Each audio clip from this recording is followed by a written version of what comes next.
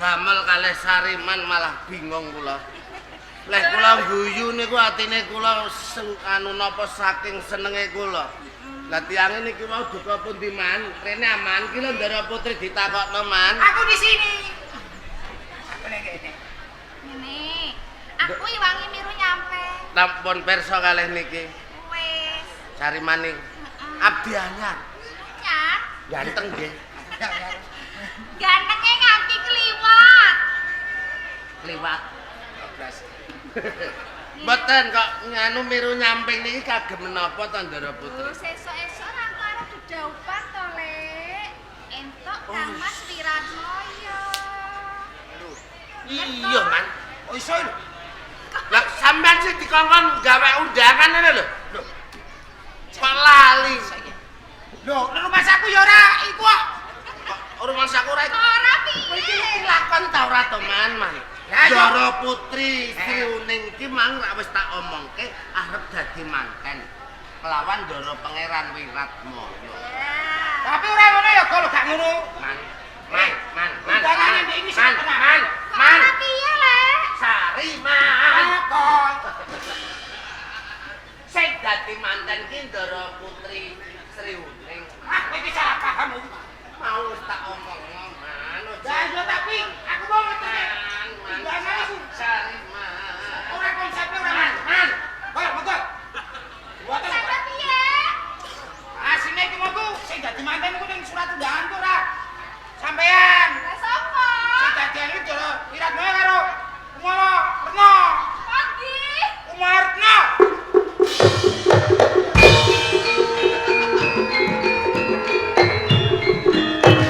Kok malah sampean seneng?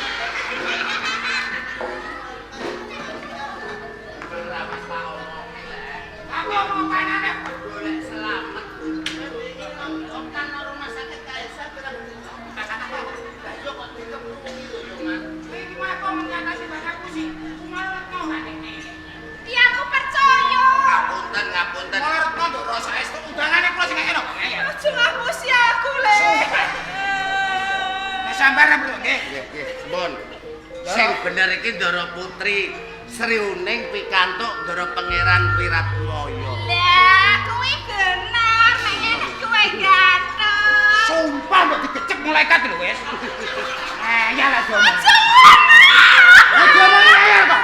Ora aja.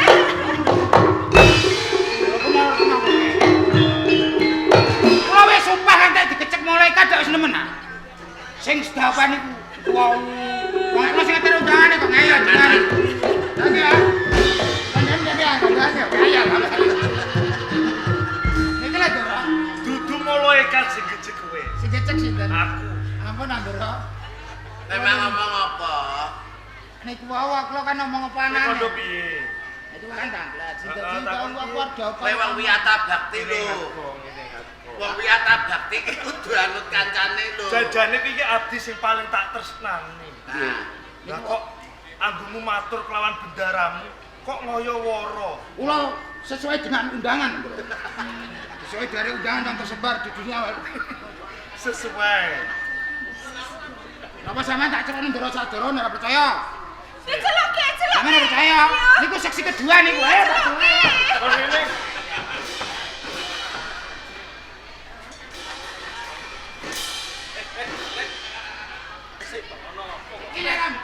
jenengan ngurusi kacau nih.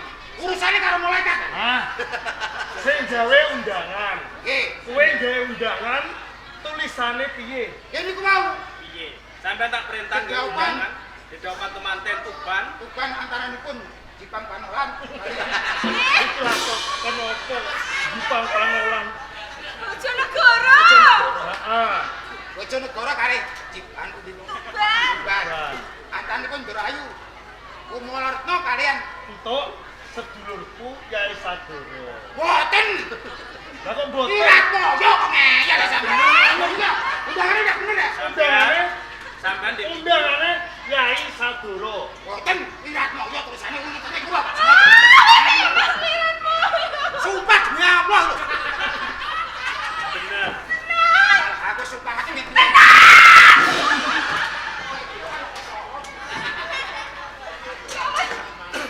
Dadi Srimuning ora usah digatekke omongane Sariman. Sariman kuwi kleru. Sing bakal didhawuhan kelawan Kumalaretna sliramu Yai Sadoro. Monggo ingkang prasaja Kang Mas. Ya ceng sih. Ya. Perkara itu ora bakal tak tutup-tutup. Pancen sesuk-esuk tabuh wolu. Keluarga ana ing Tuban. Iki bakal ngiring temanten tumuju ana ing Bojonegoro. Kang dedhawuhan ora ana liya kanggo Kumalaretna kelawan kadangmu Kang Mas Wiratmoyo. Ora. Cukup ya. Ora. Kenging menapa panjenengan nutup-nutupi perkasa? Sing tak butuhke kelawan kuwi. Aturmu. Nanging sawangen. Sedulurmu nom. Nganti tawang-tawang tangis. Mergo iki saka ucapmu Yai Sadoro. Napa kula lepat menawi kula matur manapa jumbuhkan kasunyatan. Ora patut lamun sliramu mapan ana ing kene. Luwih becik bali. Mas. Jangan sampun dipun rantos. Bali Yai Sadoro.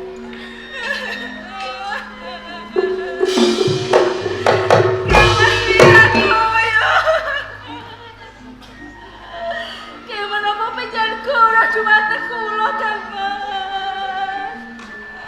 Gimana mau penjan ngapusi dumateng kula? Sapandurat Pundi janji panjenengan karo tresna dumateng kula Kang Mas? janjiku kang tumanduk kelawan sliramu Diajeng Srimuning. Tak guwu nganti tumekaning patiku. Aku ora bisa kondo bloko kelawan sliramu. Lamun to sesuk-esuk aku bakal dedhawuhan kelawan nanging ngertenono Diajeng Srimuning. Mergo aku kaprentah dening Kanjeng Rama supaya aku dedhawuhan kelawan Kumalaretna. Mongko pujaning atiku mung sliramu Diajeng Srimuning. Lamun to aku pepisahan kelawan sliramu, prasasat sumendal nyawaku saka ragaku Diajeng. Mula kanthi kuwi ning kene aku mung kepengin njaluk tetimbanganmu. Yen to aku nemoni lelakon sing kaya ngene, banjur aku kudu kepiye? Lamun sliramu kepengin aku kudu ninggalno ana ing Kadipaten Tuban. Dina iki ayo rangkap bebarengan kelawan pun Kakang Diajeng. Ampun Kang Mas. Panjenengan rangkat saking Kabupaten Tuban. Gedhe rasa tresnaku kelawan sliramu Diajeng. Sedaya menika kata saking Kanjeng Rama Kang Mas. Panjenengan menika putra Kang Bijil Werda. Katon kedar membukti panjenengan bojo Kanjeng Rama. Banjur aku kudu kepiye Diajeng Srimuning? Mbok menawa sampun kinaresipun Kang Mas. Antarane kula lan panjenengan menika boten saged nyawiji. Mila kula nglilakake mau pinjam panjenengan dedhawuhan kalian kampung kula leno. Kula lila legowo.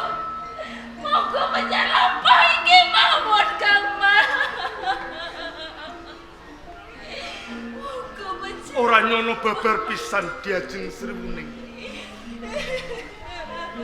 Tresnaku kang tumanduk lawan sliramu lair tumusing batinku. Nanging opo sing tak tampa? Kowe lilo lan legawa lamun tok aku dedaupan kelawan Kumala Retna. Mongko babar pisan aku ora tresna kelawan Kumala Retna. Jebul aku kecelik. Tak sengguh tresnamu tulus kanthi tandhesing batinmu. Nanging anggonmu tresna kelawan aku tiba ing pangucap. Den Rama. Ora dadi ngopo. Aku wis mangerteni. Yo. Bakal tak lakoni. Sesuk-esuk barengi plethek ing surya. Aku bakal dedaupan kelawan Kumala Retna. Nanging iki dudu saka kekarepanku. Uga dudu saka ngersane Kanjeng Rama. Merga kuwe sing perintah kelawan aku dia. Kamas Nirakoyo. Kamas.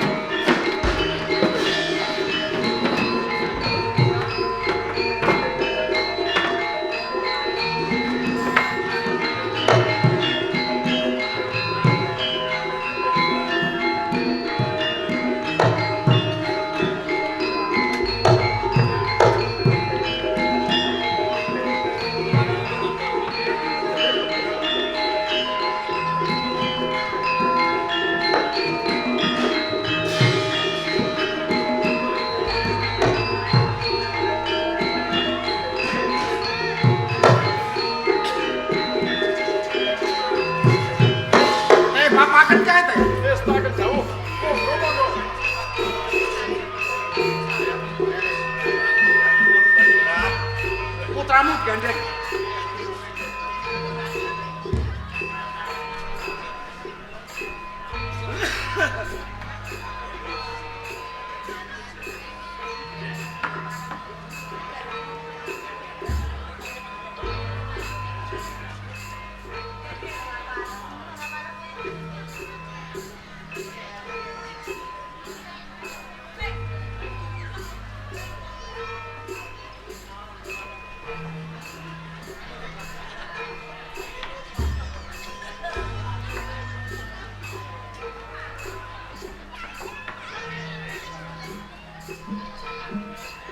Wong tuwa mung memuji muga-muga bisa langgeng lestari nggonmu mangon bebrayan nganti temekeng delahan. Nuwun pangestu lan wong tuwa.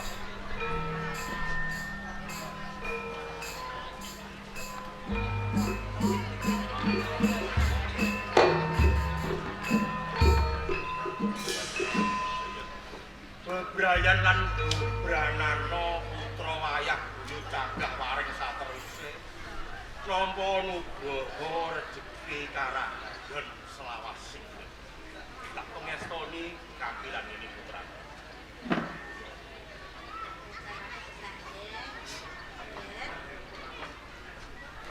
Monggo-monggo kula dherekaken lega. Ya, matur nuwun Yai Purbani.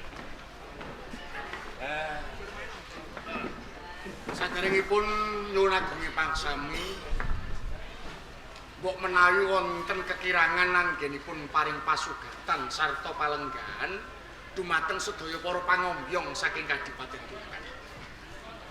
Upama ta kaya ngono ora dadi apa. Ning satenane kabeh gawe marem sajroning penggalihmu ya. Mboten namung panjenengan kula lan kulawarga ing Bojonegoro ugi kados ngaten jalaran sampun kelampahan ing antawisipun Bojonegoro lan Tuban sami pisanan. Kaya mangkono. Kula Kanjeng. Lah kewajibanmu piye? Kula pados naib. Lho wau nggih sampun pikantuk naib. Naib sak pranata carane sisan. Ngaten. Iya, kula jujule naibipun.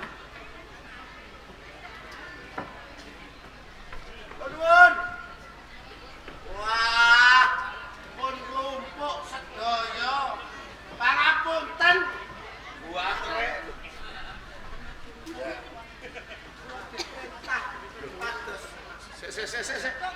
Iki kon golek naik kok malah. Iki sapa iki? Dipasrahke kalih kula, Ndara. Nek naipe mangke wingking. Wingi sampean sampun panjer pinten? Heh? Gawa nganu ngaturi arta kalih Ndara niku pinten? Patih. Nggih, 5 juta. matane.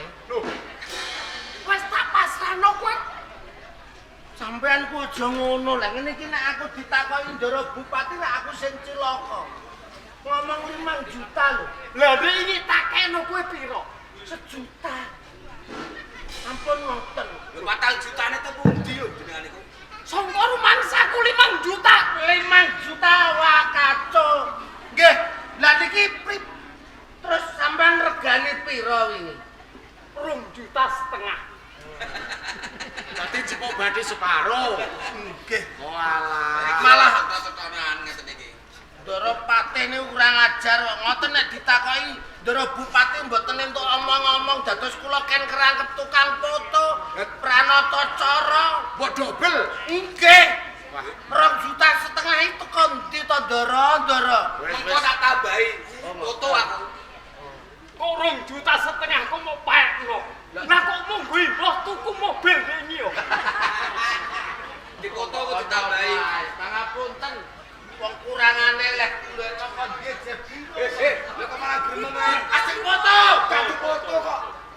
Ayo action. Lah foto ning ndi? Lah niki. Lah piye carane foto? Lah nggih sampean ayo action. Sing foto. Kene. Foto Tutup. Oh, ayo Pas, pas iki pas boten.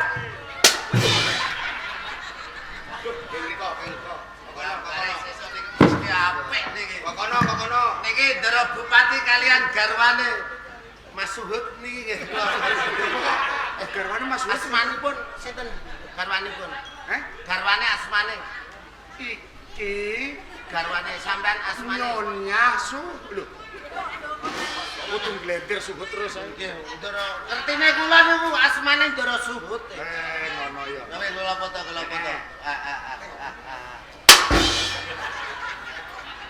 Mereka rada foto.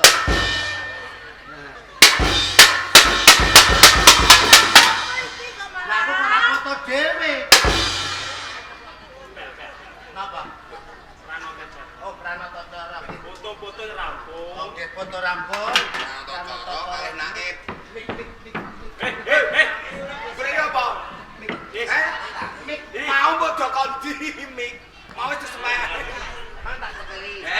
Terus kula dalan mriki. Terus ora ono. Lah, Ora ono. duh, pundi? Bari kena brene. Aja sembranan dekek. Iki ape? Iki dagelan lapas.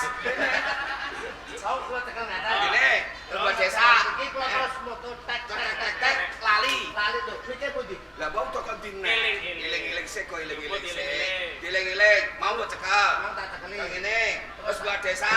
Lah, terus moto. Moto tek. Terus golek mik. Mik. Ora ono. Mbok dokondi. Lah, mik. Bangke. Naik wis teko.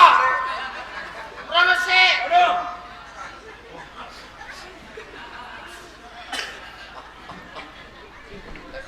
Halo, waduh. Nuwun sewu para tamu undangan kakung Sumawana Putri kang satu kilo. Lho. Lagi sapa iki? Lah, kula sing nang WA. Kula naik anyar lagi rong dina niki. Pak Nangget, nggih nyuwun pangapunten Bapak Ibu niki naipe anyar dados boten paham. Jaluk sik, sampean mriki wau Pak napa? Kula mau ngedrep, montor kula mogok Al-Fatihah teng mriku. Oh ngaten. Oh nggih. Terke Pak, ketemu Pak Peno ben nggo tok sangu dienggo ngedrep. Ya Allah. Nemoni Pak Peno Terke. sik. Anjir sakno leh yo Ya yo. ngene iki yo naik. Ana ora di motor ya. Di Pak Peno naik iki. ojek ya Pak Peno ampun. iki Pak Peno. Pak Peno, niki lho Pak Naipe sangoni Pak sakake. Niki pados wajib Pak Peno. Masyaallah. Mados Pak Peno dikongkon karo ketuane. Nggih. Nggih. Pak Peno pundi? Nggih, Pak. Atur. Niki Ijabnya rame-rame. Pengestune. Assalamualaikum warahmatullahi wabarakatuh. Astagfirullah, astagfirullah. Pak Naib, action Pak, tak foto Pak. Bu pengen sego ya, Bu? Loh, naik jalur sego. Matur nuwun. Naik ya gitu wajib ya, Ge. Wajib. Keren ngomong. Lumayan. Nuwun sewu Pak Bupati pangapunten. Kenapa guru? Iki naik lah ya sekarang. Nggih. Kita kena gorongan. Karena gila yo.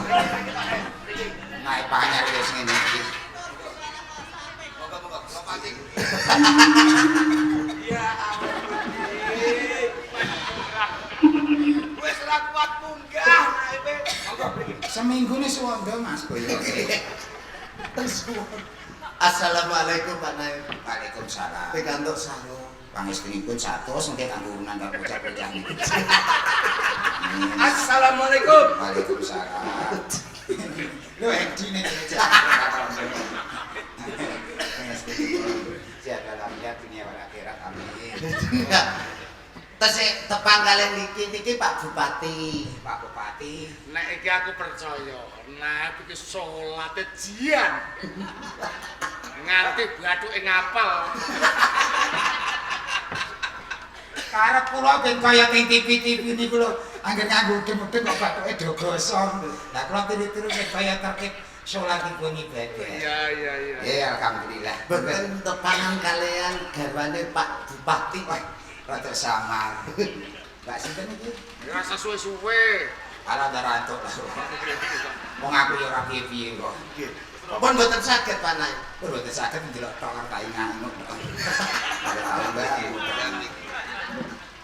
Monggo. Astagfirullahaladzim. Astagfirullahaladzim. Niki kula kedahe pripun? Panjenengan wis dianu napa tugasi dados naib. Kantongane sik dhewe 100 lumayan. Ini Bapak Bupati badhe atur Monggo Pak Bupati. Pak Bupati nggo ning mburi wae niki remo. Gandeng kula pun ngundang naib, ijabe manten kula pasrahke sampean. Oh ngoten. Nggih, Gusti manten saklorone pundi, mungkin kula donganane, mugi-mugi dadi praten saking babadah balaku dunia walakilah.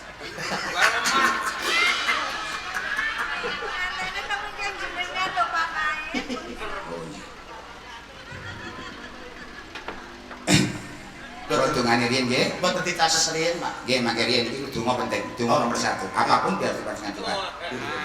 Bismillahirrahmanirrahim. Donga nika nomor 1. Nomor setunggal, penting. Nomor kalih pun napa, Pak? Kita berpikir memohon pada Allah Subhanahu wa taala. Bismillahirrahmanirrahim. Robbana antena televisi Lah kok nganggo antena bareng? bisa naik kok keprak-keprak lagi. Naib aja keprok lho. Naib. Pangapunten kula niku nek kalih naik setunggal niki anyel tenan. Robbana wau pripun? Robbana antena televisi. Ora mantenane ora nyambung kok. Nggih. Monggo Kula catet riyen nggih. piye lakune iki aku ora pati apa.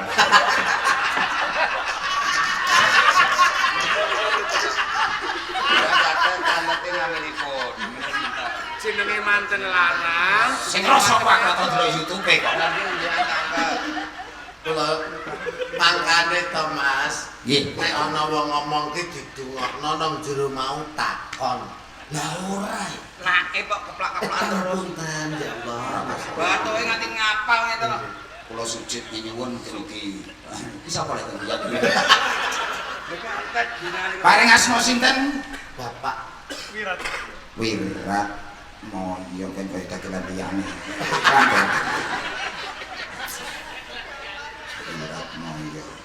Putra saking Tuban. Terus putrane Suro Seket. Sulawe. Surolawe Suro Seket. Surolawe. lho mangsine telas Pak. Mangsine telas ya lali. Kok ora ndelok blas YouTube aku. Mare tak bilang YouTube Pak.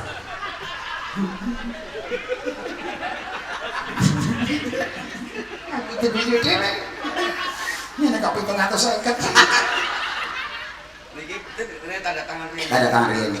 Tanda tangan. Nggih. Wis karepmu aku ora pacak-pacak. Nah, nggih. Wis. Santene wedok. Ada wedok, Mbak. Tak kondisi. Paring asma sinten? Makanya malah aku merangsang. Cuma itu lah kalau aku lah kontrol YouTube kok. Paring asma sinten, Mbak? Kumolo Retno. Saking pundi? Bapake melu sapa? Bapake nderek sinten? Wis suwe. Lho kok malah jenengan catet sedaya niku ora busak. Ya. Oh, ganti nek. Kangenan selesai. Wis naik pangeran bingung. Putrane Niki tangga telu namine niki kleru mau. Kumolo Retno. Putrane Saking Tuban. Lho, Bojonegoro. bojo. Banter Bapak. Bojonegoro. Putrane pun Kanjeng Rong Purba Pabanegara. Wis nempel wis. Baca wis tanda tangan. Tanda tangan ten. 750 lho Mas. Lah kok tak delok YouTube ora apa. Ampun. Sah. Tunggu. Lho, Kok sah dijapno. Dijapne riyen ngene iki. Kula tampi nikahipun. Kula tampi nikahipun. Iya, jane sing bener sing ndi lah. Iki lho. Kalau Iki kan iki. parai kene nggo salam Nah. kene. Nah, kula tampi. Kula tampi nikahipun. Warai sik aku. Warai sik. Kalau warai sik. Aku ora kacen.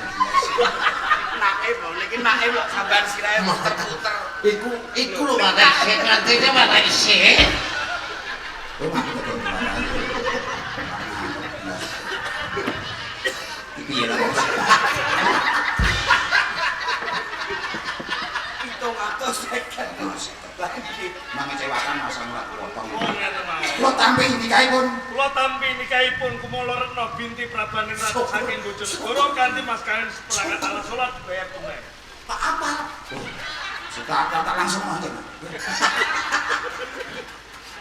Sah. Tungone. Sah. Tunggu. Terus dongani. Sah. Wis sah. Terus ngatong dongani. Terus dongan aja robana RCTI. Sumber sing apik. Allahumma amin. Ayo kita terang tidak ada alam madani. Saking nama tawa rumah bidine. Boten cetok sing cetok lho. Nah cetok mbok protes ya. Boten 750 niki. Ampun. Ayo mulai. Bismillahirrahmanirrahim.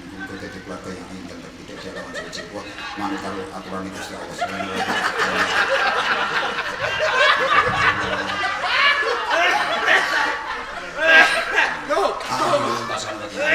Bagi nak ada benar, ayam tentang mana aturan itu sudah Allah, mana aturan itu sudah Allah. Oh jika kamu itu anak mana? Ini.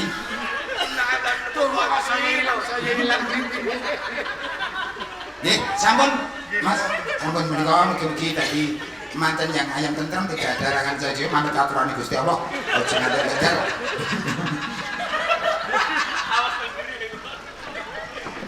Pak Naib pinarak rumiyin menapa badhe lajeng kondur. Mboten iki ngentos amplop iki. Angklop nuwun kalih Bapak Fatih. Oh, iki kloyen Pak Wati. Niki dilajengaken iki ati-aturan niku. Ya ora dicarane iki. Wonten saking anu. Adicarane aku. Oh, nggih. Kowe jareke manjaluk angklop.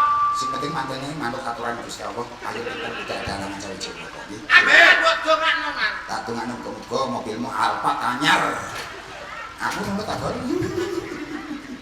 Nggih. Matur suwun. Sarene pawihan temantenan sampun rampung ing mriki badhe wonten hiburan khusus inggih menika langen beksan tayub.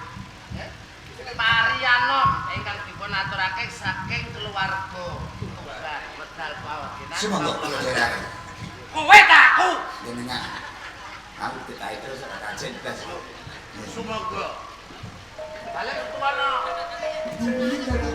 Jebak nek aku.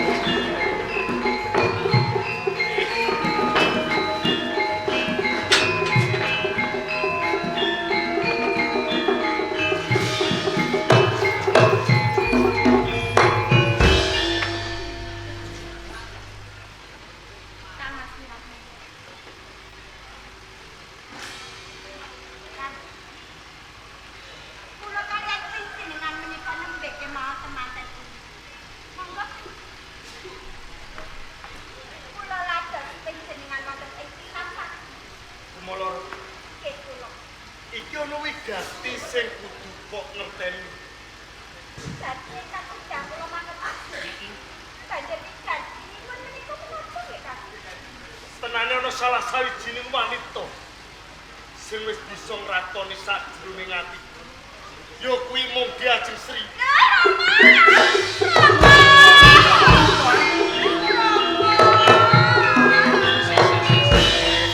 Manten anyar kok banjur pancen manten anyar yo lara dhisik ngono kuwi kok. Biyane ibumu yo ngono. Apa menika? Kejare lara.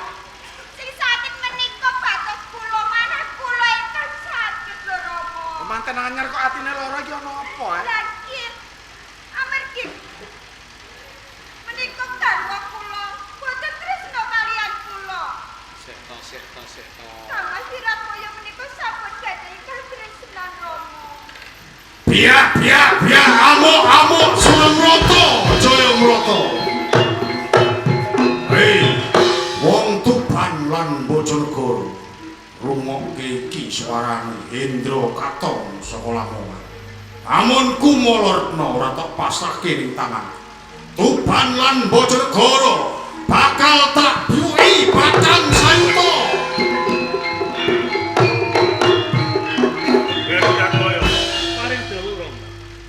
Sumbare Bupati Lamongan Hendra Katong. Kula sampun tireng piyambak. Bakal busah seh akeh kurban ing Bojonegoro. Ngaten. Lamun to ora ana sing nandhangi si Hendra Katong. Perkais menika gampil Rom. Kok gampang kula nyuwun pamit. Lho. Asik teng pundi ta, Mas? Punjering perkawis dumawah wonten ing Kumalaretna. Mbok bilih Kumalaretna kula aturaken wonten ing Kadipaten Lamongan. Perkawis menika rampung. Rama menika terus mbok menehke marang Bupati Hendra Katong. Piye? Wiratmaya. Retna Kumala kae garwamu. Hah? Dijaluk dening Hendra Katong. Kalau ana bebasan sedumuk batuk nyari bumi. Cilik jarak anake gedhe digonjak garwane direwangi totoan nyawa utahe mrido. Lajeng kula kedah kados pundi, Rom? Katonke tanggung jawab. Blake dadamu dihadapi Adipati Hendra Katong. Tambahing pangestu, Rom. Mas?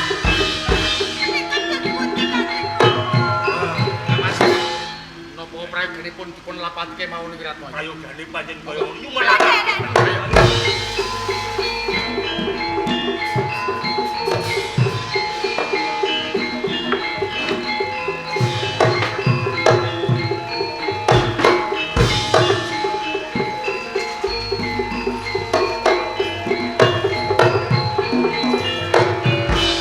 Yen ora luput saka panyawangku Diajeng Sriwuning.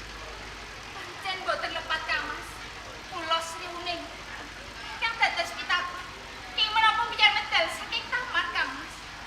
Pun Kakang bakal balekake adipati saka Kadipaten Lamongan. Ampun panjenengan. Cekap kula kemawon Kamas. Aja Diajeng Sriwuning.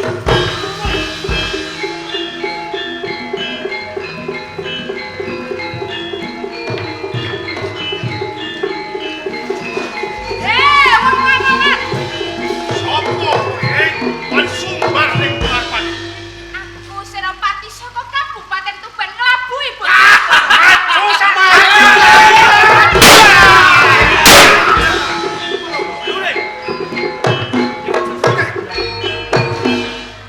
Barengan kelawan pun Kakang aku tak kanthi ana ing pati usaha Dan wonten kinanipun Kamas. Jenengan rokok kula rasanipun sampun boten. Diajeng Sriwuning. Kula tresna kaliyan panjenengan Kakang. Bapakku.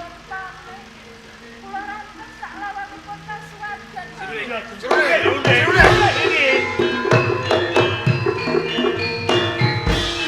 Kamas Wiratno.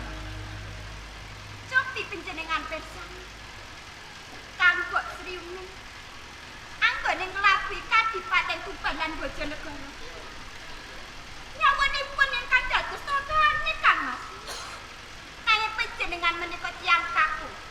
Nanging boten benten kaliyan tiyang wadon wonten ing TV daleman.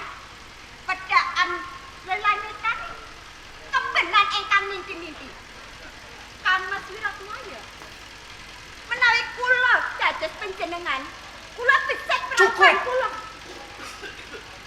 Semulurut ana kedadian sing kaya ngene ora sah kok perintah. Aku bakal jumangkah. Nanging ngertenono. Jumangkah ora sabila Tuban Bojonegoro. Apa maneh mung sak kuwi. Aku sabila katresnanku Sriwuning.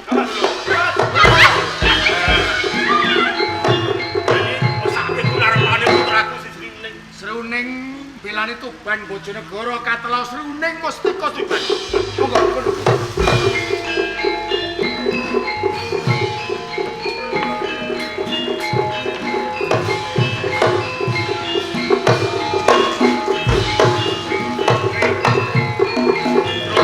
Wiratmaya tiwas kebeneran. Aku bisa ketemu karo kowe. Kumolorno tak jaluk. Tabrakan iki wayah dalem. Awas.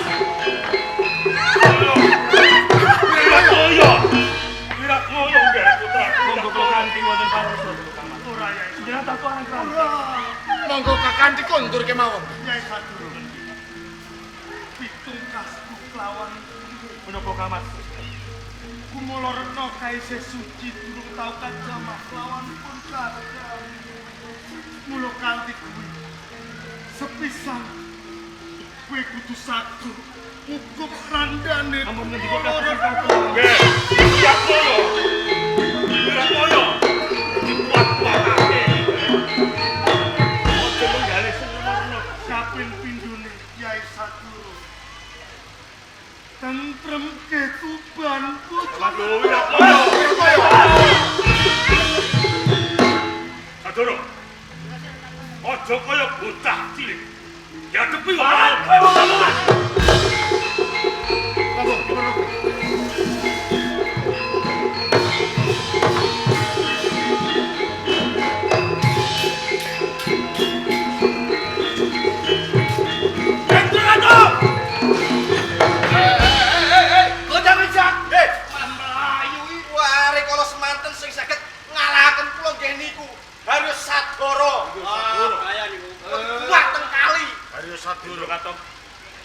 Wani ambyur ora tengah palagan apa sing dadi karepmu? Mergo kowe utang nyawa kawan aku, dina iki bakal takeh. Ora trimo.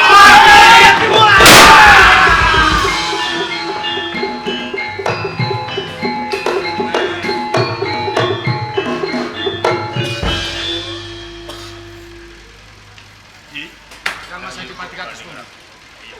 kedadian kang pantes duni ananing kedadian iki. Kepiye wong jeneng si Wiratmaya saiki wis ora ana. Sing ana putraku Sadura lan Wiratmaya ninggal lingkang kaya mangkono. Nggih.